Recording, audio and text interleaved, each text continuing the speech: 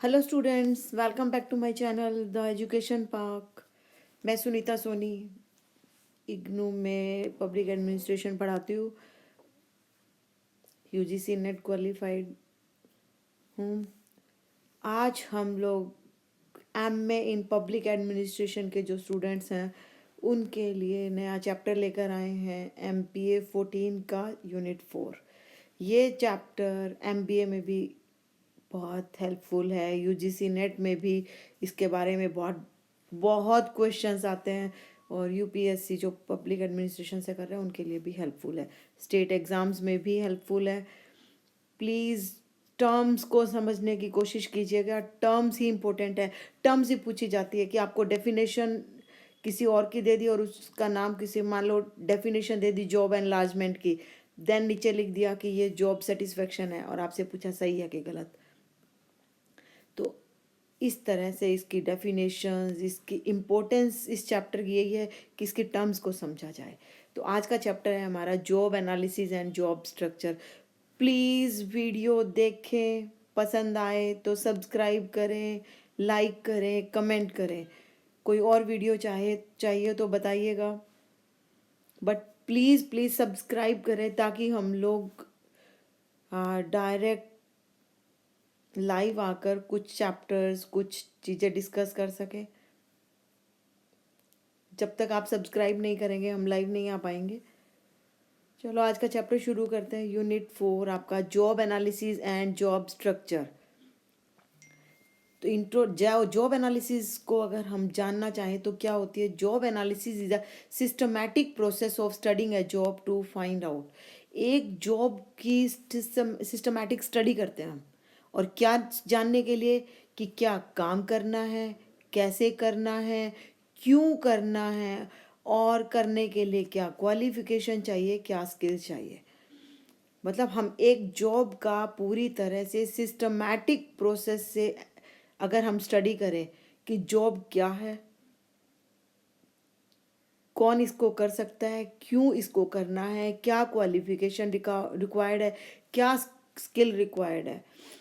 तो simple words में हम जानेंगे तो जॉब एनालिसिस का मतलब क्या है। एक जॉब को कम्प्लीटली समझना, एक जॉब के बारे में, एक काम के बारे में कम्प्लीटली समझना, ये डिसाइड करने से पहले कि इस जॉब को कौन कर सकता है और इस जॉब को कैसे बनाया गया। ये सब कुछ डिसाइड करने से पहले एक जॉब को पूरी तरह समझना बहुत ज़रूरी है। तो जॉब एनालिसिस जो है वो ऐसे ऐसे क्वेश्चंस के आंसर देगा। क्या टास्क करना इसमें शामिल होगा, क्या रिस्पॉन्सिबिलिटीज़ होंगी, क्या जिम्मेदारियां होंगी इस जॉब के साथ, और इस जॉब को करने वाले पर्सन में क्या स्किल्स होनी चाहिए, क्या एजुकेशन होनी चाहिए, क्वालिफिकेशन क्या होनी चाहिए, और उसका एक्सपीरियंस कितना नीडेड है। मतलब कुछ जॉब के लिए कुछ भी नीडेड नहीं होता। बहुत सिंपल जॉब होती है, आप गए कोई भी उस जॉब को कर सकता है। मान लो कंप्यूटर में कुछ एंट्री करनी है, कर लिया। या आप देखते हो कि हम जॉब पर जाते हैं तो वहाँ पर एक बार ही वॉचमैन बैठा होता है एक रजिस्टर लेकर के, आप जा रहे हो, आप उसमें एंट्री कर दो, बस उसका काम यही है। तो उसके साथ रिस्पॉन्सिबिलिटी सिर्फ इतनी ही जुड़ी हुई है कि वो आपसे साइन कराएगा। बट कुछ जॉब्स के साथ इतना रिस्पॉन्सिबिलिटी जुड़ी होती है कि वो जॉब बहुत एक्सपीरियंस मांगती है, बहुत स्किल मांगती है, बहुत क्वालिफिकेशन मांगती है। जैसे अगर टेक फील्ड में, आईटी फील्ड में, मेडिकल फील्ड में, इस तरह की जॉब्स आपको दिखाई देंगी। अकाउंट फील्ड में। तो एक स्कूल के टीचर की जॉब है, तो उस जॉब का एनालाइज हम करेंगे तो क्या करेंगे। टीचिंग आवर्स कितने होने चाहिए, सब्जेक्ट क्या पढ़ाएगी एक टीचर, मतलब हर टीचर तो हर सब्जेक्ट नहीं पढ़ा सकती। स्टूडेंट इवैल्यूएशन करना है कि क्या टीचर का पढ़कर उसको समझ में आया, टीचर उसको इवैल्यूएट भी कर पा रही है कि नहीं। उसकी जॉब करने के लिए एक टीचर की क्वालिफिकेशन क्या रिक्वायर्ड रहती है। उसको बीएड करना है, टीजीटी करना है, डीएसएसबी करना है, मतलब अपने सब्जेक्ट की नॉलेज है, मतलब ये सब कुछ उसमें डिमांड करी जाती है। स्किल्स कि जिस लैंग्वेज से पढ़ाई करानी, क्या वो लैंग्वेज में परफेक्शन है कि नहीं, शायद तो नहीं है, बच्चों से बात तो कर पा रहे हैं, क्लासरूम को मैनेज कर पा रही हैं, बच्चे उनसे हैंडल हो रहे हैं, तो ये स्किल्स रिक्वायर्ड होती है। तो एक जॉब की एनालाइज करने के लिए हमें क्या है, एक जॉब को कंप्लीटली समझना है, ताकि हमें ये पता चल सके कि कौन पर्सन उस जॉब को कर पाएगा। ऑब्जेक्टिव क्या है, क्यों करते हैं हम ये जॉब एनालिसिस।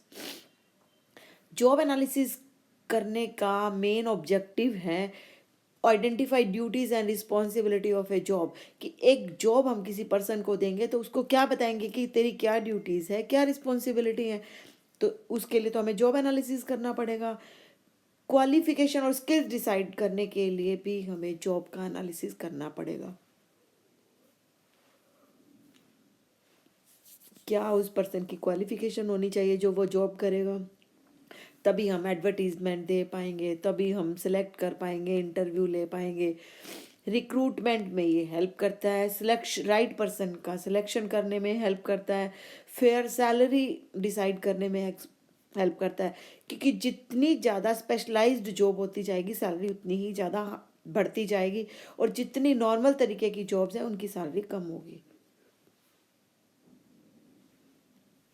ट्रेनिंग और परफॉर्मेंस अप्रेजल के लिए भी हेल्प करता है ये। जॉब्स को प्रॉपरली डिज़ाइन करने में ये हेल्प करता है, ताकि एफिशिएंसी बढ़ सके, प्रोडक्टिविटी बढ़ सके। तो जॉब एनालिसिस से क्या होगा, हम एक जॉब के साथ जो जो चीज़ें जुड़ी होती हैं उन सबको डिसाइड कर पाते हैं। जैसे एक हॉस्पिटल में जॉब एनालिसिस हेल्प करता है, एक नर्स को क्या करना चाहिए, उसमें क्या मेडिकल स्किल्स रिक्वायर्ड है, क्या उसका एक्सपीरियंस रिक्वायर्ड है, क्या क्वालिफिकेशन रिक्वायर्ड है, शिफ्ट के टाइमिंग्स क्या होने चाहिए, सैलरी कितनी होनी चाहिए। आउटकम्स या results of A job analysis, job analysis से क्या क्या मिलता है हमें, इसके रिजल्ट्स या आउटकम्स क्या रहेंगे। Job analysis leads to two important document. Job analysis से हमारे पास दो इम्पोर्टेंट डॉक्यूमेंट आते हैं, दोनों ही बहुत इम्पोर्टेंट टर्म्स है, याद रखना, और दोनों के बीच का माइन्यूट सा जो अंतर है वो आपको जानना ज़रूरी है। पहला है job description, written statement of what the job is. Job description आप नाम से जानिए, जॉब को डिस्क्राइब करना, पर्सन को नहीं, जॉब को डिस्क्राइब करना। कौन करना, कौन करेगा इसको, ये डिस्क्राइब नहीं करना।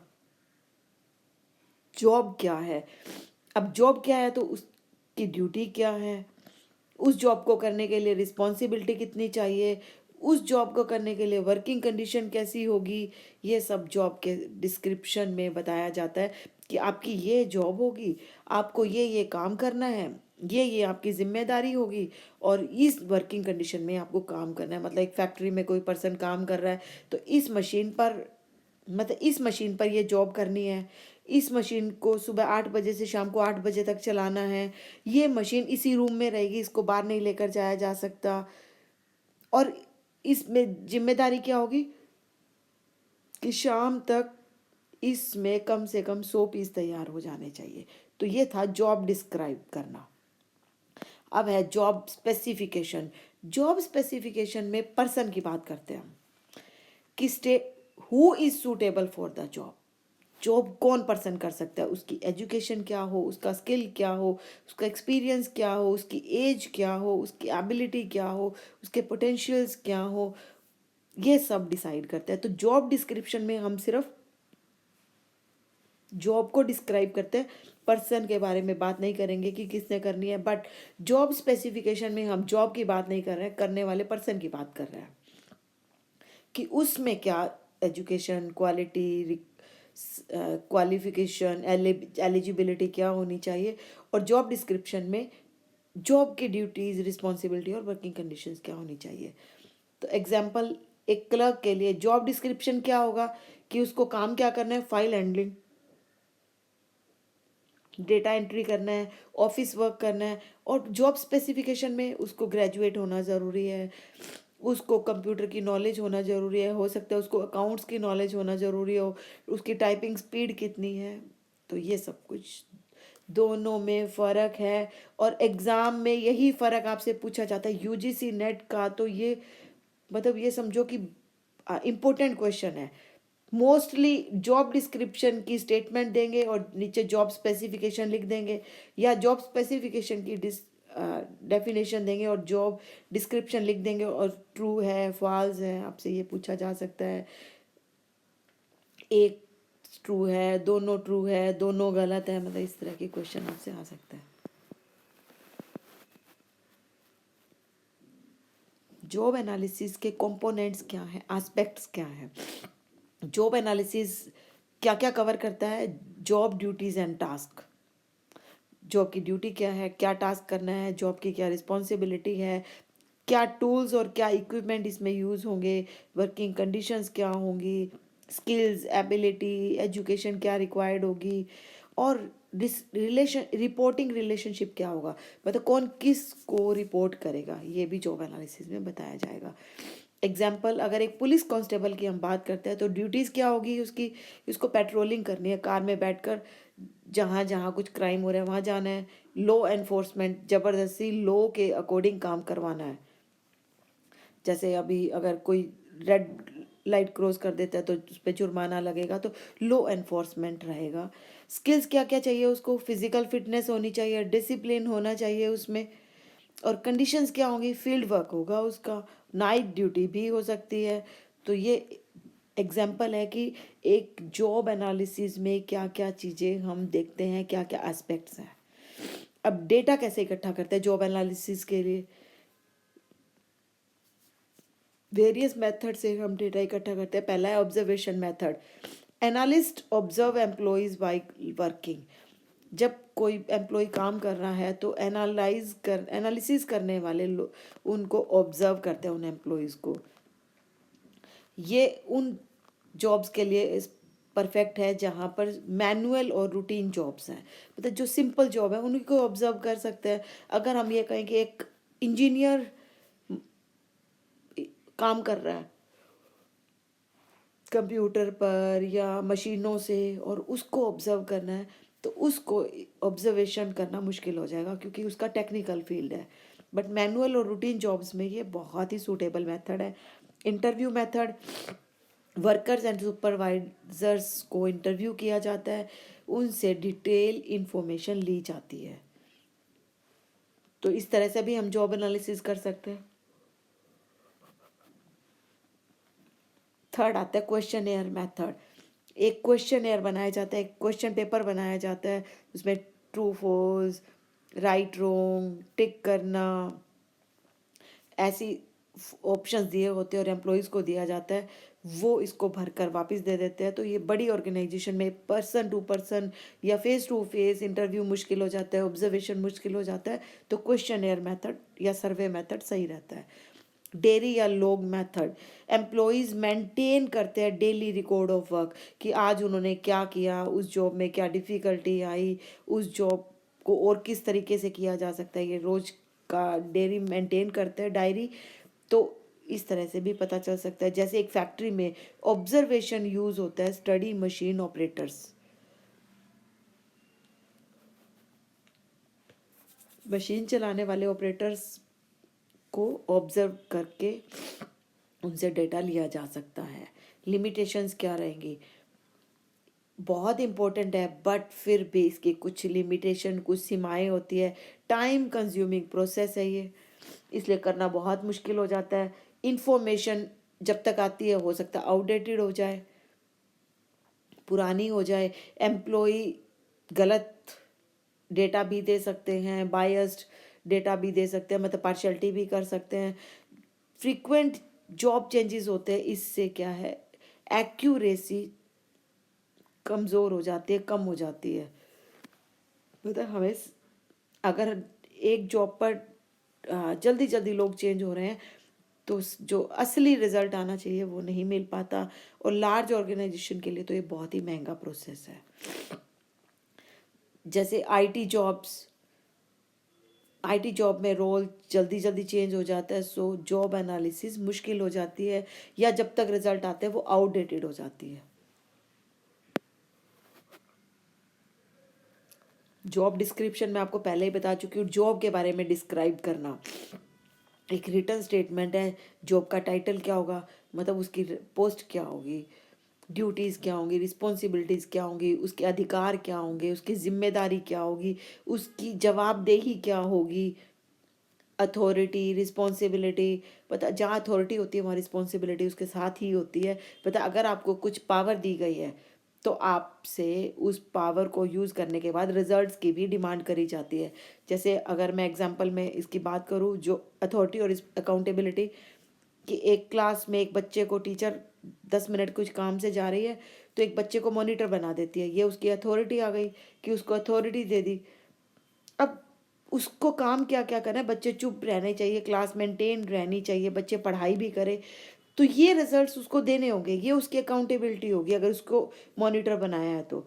अदरवाइज क्लास में मॉनिटर नहीं बनाकर जाती, बच्चे कुछ भी करे, तो ना अधिकार दिया, ना जिम्मेदारी हो गई, ना उनकी अकाउंटेबिलिटी हुई। बट अगर अधिकार मिला है तो अकाउंटेबिलिटी भी मिलेगी। वर्किंग कंडीशंस क्या रहेंगी, रिपोर्टिंग रिलेशनशिप्स क्या रहेंगे। ये जॉब पर ध्यान देती है, पर्सन पर ध्यान नहीं देती है। प्लीज़ इस बात को याद रखना। जॉब का टाइटल, अगर हम बात करें कोई सी जॉब की, तो ऑफिस का असिस्टेंट है, ये उसका जॉब टाइटल है, ये उसकी पोस्ट है। ड्यूटीज़ क्या रहेगी, उसको फाइल, हर चीज़ फाइल में लिखना है, उस फाइल को एक दूसरी जगह, एक डिपार्टमेंट से दूसरे डिपार्टमेंट तक पहुंचाना है, ऑफिस को सपोर्ट करना है, मतलब जहाँ भी उसकी नीड है वो पर्सन जाकर ऑफिस में सपोर्ट करेगा। रिपोर्टिंग टू ऑफिस मैनेजर, ये उसका रिलेशनशिप रहेगा। अब जॉब स्पेसिफिकेशन, इसमें जॉब के बारे में बात नहीं कर रहे, इसमें सिर्फ उस जॉब को करने वाले पर्सन के बारे में बात करते हैं। तो job specification defines the minimum qualification and qualities required to perform a job। एक जॉब को करने के लिए मिनिमम एलिजिबिलिटी क्या होनी चाहिए, क्वालिफिकेशन क्या होनी चाहिए, क्वालिटी क्या होनी चाहिए, ये डिसाइड किया जाता है। तो एजुकेशनल क्वालिफिकेशन, कितना पढ़ा लिखा है, एक्सपीरियंस कितना है, उसमें स्किल्स क्या हैं, फिजिकल और मेंटल स्टेबल है कि नहीं, फिट है कि नहीं, एज, जैसे यूपीएससी की जॉब को करने के लिए एज भी चाहिए होती है, क्वालिफिकेशन भी चाहिए होती है। तो ये पर्सन पर जो ध्यान देता है कि वो जॉब, जो पर्सन जॉब करने वाला है। एग्जाम्पल, एक ऑफिस असिस्टेंट के लिए एक पर्सन को ग्रेजुएट होना ज़रूरी है, कंप्यूटर की नॉलेज होना ज़रूरी है, गुड कम्युनिकेशन स्किल्स होना भी ज़रूरी है। अब लास्ट इसका टॉपिक आ रहा है जॉब डिज़ाइन। जॉब को स्ट्रक्चर कैसे करते हैं, जॉब को डिज़ाइन कैसे करते हैं। Job design means organising and structuring job task to improve, कि एक जॉब को कैसे ऑर्गेनाइज करना है, उसको कैसे स्ट्रक्चर करना है, कैसे डिज़ाइन करना है उसके काम को, कि उस जॉब के अंदर क्या क्या काम होने चाहिए ताकि एफिशिएंसी बढ़ सके, प्रोडक्टिविटी बढ़ सके, काम ज़्यादा हो सके, और जॉब में पर्सन सेटिस्फाइड भी रहे। मतलब जब जॉब में सेटिस्फेक्शन बहुत ज़रूरी है। जॉब सेटिस्फेक्शन जॉब एनालिसिस का एक मेजर पार्ट है, मेन पार्ट है। जॉब, जब तक पर्सन सेटिस्फाइड नहीं होगा, प्रोडक्टिविटी, एफिशिएंसी कुछ नहीं बढ़ सकती है। तो ये डिसाइड करता है कि टास्क टास्क क्या क्या होने चाहिए, कैसे उनको कंबाइन करना है और कैसे उनको परफॉर्म करना है, कैसे उन पर काम करना है। ऑब्जेक्टिव्स क्या हैं जॉब डिज़ाइन के, इन एफिशिएंसी को बढ़ाना, लोग बोर हो जाते हैं एक जॉब से, उसको कम करना, मोटिवेशन इम्प्रूव करना, उनको मोटिवेट करना, और बेटर यूज़ ऑफ स्किल्स, ताकि वो स्किल्स का बेटर यूज़ कर सके। जॉब इसीलिए डिज़ाइन करी जाती है। और टेक्निक्स क्या है जॉब डिज़ाइन करने की। पहला तो है जॉब रोटेशन। जॉब रोटेशन क्या है, रोटेशन क्या होता है, घुमाना। एक ही ऑर्गेनाइजेशन में पर्सन्स को, आज वो अकाउंट्स डिपार्टमेंट में है, कल उसको एचआर डिपार्टमेंट में डाल दें, परसों उसको किसी और डिपार्टमेंट में डाल दें। इट मीन्स ये क्या है, जॉब रोटेशन। उसको एक जॉब जगह काम करने से बोर्डम हो सकती है, वो बोर हो सकता है, उसकी प्रोडक्टिविटी घट सकती है, तो उसको कुछ और नए चैलेंजेस दे दिए जाते हैं कि आप ये अचीव करो। तो ये हो गया job rotation. Shifting employees between jobs, मतलब एक जॉब से दूसरी जॉब के बीच में शिफ्ट होते रहना। फिर आता है जॉब एनलार्जमेंट। एनलार्जमेंट पता है आपको क्या होता है, बड़ा करना, एनलार्ज करना, जॉब को बड़ा करना। मतलब समझ में आ रहा है कि जॉब की ड्यूटीज़ को बढ़ा देना, जॉब के टास्क बढ़ा देना, ताकि जो पर्सन इसको कर रहा है उसके स्किल्स का मैक्सिमम यूज़ कर सके, ताकि वो एक जगह पे बोर नहीं हो, ताकि वो एक जगह से काम करने के बारे में सोचे नहीं। मतलब उसकी जॉब्स को इस तरह से टास्क बढ़ा देते हैं कि उसको मज़ा आने लगता है। तो वो जॉब एनलार्जमेंट, जॉब को एनलार्ज करना। देन आता है जॉब को एनरिचमेंट करना। एनरिच मीन्स, समझ में आ रहा है वर्ड? एनरिच करना क्या होता है? उसमें कुछ और फायदे आ जाना जॉब में, जॉब में नई रिस्पॉन्सिबिलिटी जोड़ देना, या पर्सन को डिसीजन मेकिंग की पावर दे देना। इससे क्या हो गया? रिच, जॉब रिच हो गई है। मतलब अब पर्सन उस काम को करने में ज़्यादा मज़े ले रहा है, कि अब डिसीजन मेकिंग पावर आ गई, अब वो अपने आप को इम्पोर्टेंट समझने लगा है वहाँ पर। तो उसकी रिस्पॉन्सिबिलिटी बढ़ा दी, साथ साथ में उसकी डिसीजन मेकिंग पावर भी बढ़ा दी। तो जॉब डिज़ाइन ये रहता है।